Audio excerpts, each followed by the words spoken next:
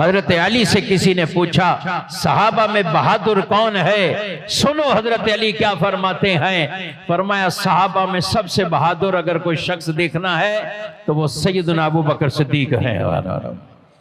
اچھا، ہمارے ذہن و تصور میں جب اس طرح بات، حضرت عمر، حضرت علی رضی اللہ تعالیٰ عنہ بے شک یہ بہادر اور ان کی شجاعتیں ہیں، مگر مولا علی فرمائیں کہ ابو بکر صدیق ہیں۔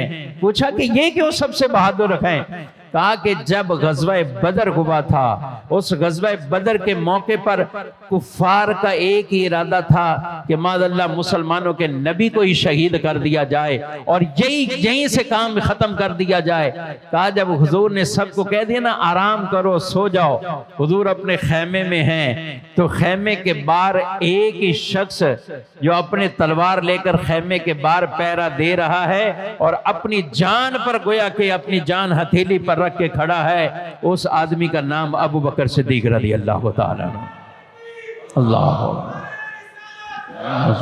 کہا کہ وہ کھڑے ہو اور ایسے موقع پر حضور کے خیمے کے باہر کھڑے ہونا، کہا کہ یہ آسان امر نہیں تھا، یہ آسان امر نہیں تھا۔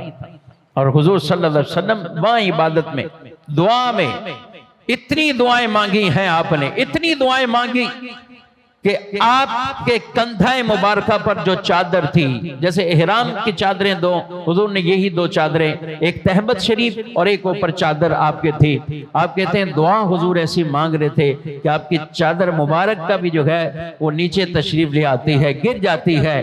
صدیق اکبر آگے بڑھتے چادر حضور کے کندھوں پہ رکھی، یا رسول اللہ صلی اللہ علیہ وسلم اب دعا موقوف فرما دیں، اللہ اپنی مدد فرمائے گا، اللہ اپنے وعدے پورے یہاں فرما دے گا۔ اور رب نے بھی یہ وعدہ فرما دیا، پہلے فرمایا 1000، پھر فرمایا 3000، پھر فرمایا 5000 فرشتے ہم مدد کے لیے نازل فرما رہے گئے۔